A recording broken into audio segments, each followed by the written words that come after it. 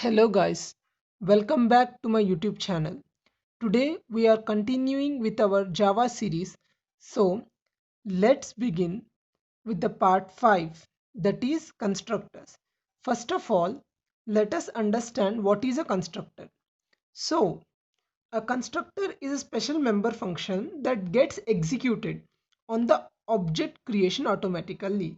Here the programmer doesn't need to specifically call the function using the object, whereas in other member functions you need to use a specific object to access it. Here it's not required. Whenever the object gets created automatically, it gets executed. It has the same name as that of its class. This means that it should have the same class name.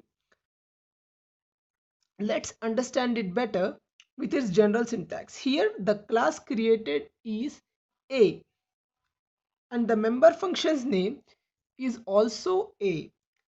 Here it's a that's why here it is a constructor. Now let's understand about the types of constructors. So basically there are two types of constructors. They are default constructor and the parameterized constructor.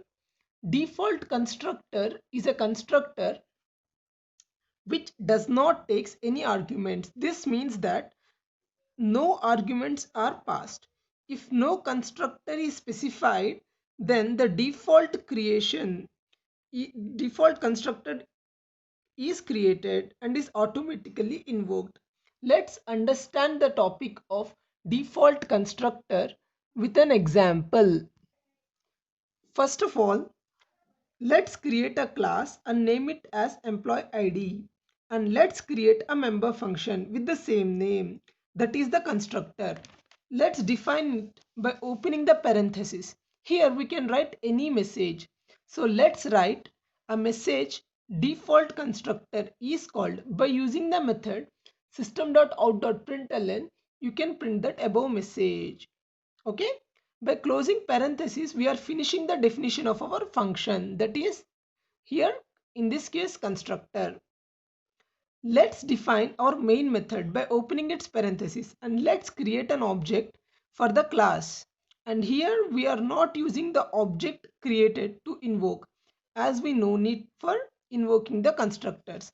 And finally, let's finish our program by closing the main method parentheses and the class parenthesis. The output will be here.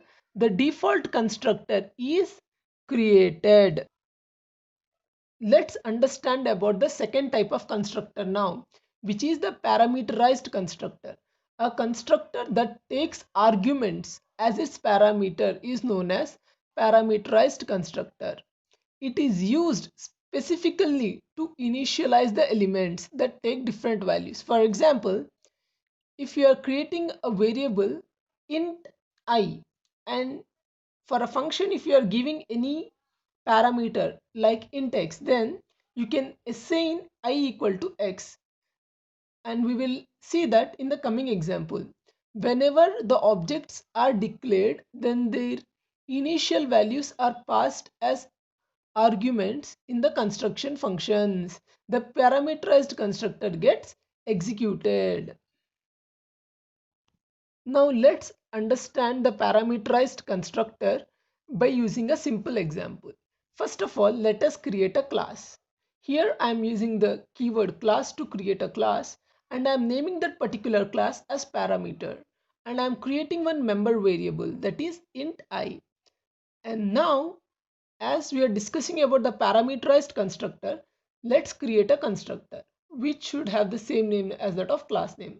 Here the class name is parameter, so the constructor name is also parameter, and let's pass an parameter which is int x. Now I'm defining the parameter member function. So that is nothing but constructor. Let I equal to x, flower brackets close, flower brackets close. Uh, while typing, I missed the semicolon. I equal to x, semicolon should be present there.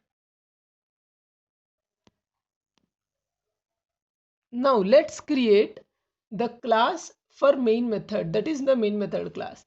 Here I am creating the class named demo. So I am naming it as demo. You can name whatever you want. Let's start the body of the class. As it is the main method class, let's start it by writing the main method, public static void main string arguments. Let's define the main method. Here I am using an object creation to create an object for the parameter class by using the syntax of object creation, that is class followed by the object name equal to new operator and then followed by the class name parameter. Here I am printing out the value of I, system.out.println I. Here the output will be 20 since we have given the parameter as 20. Let's finish the main method definition by closing its bracket and the class parenthesis by following the same method by closing the bracket. The output finally here will be 20. Thanks. That's it for today, guys. Thanks for watching. Do like, share, and subscribe to my channel for further more updates. Press the bell icon as well. For detailed notes, mail me at bashirofficial2000@gmail.com. And finally, stay home, stay safe, learn well. May God bless you all. Bye bye.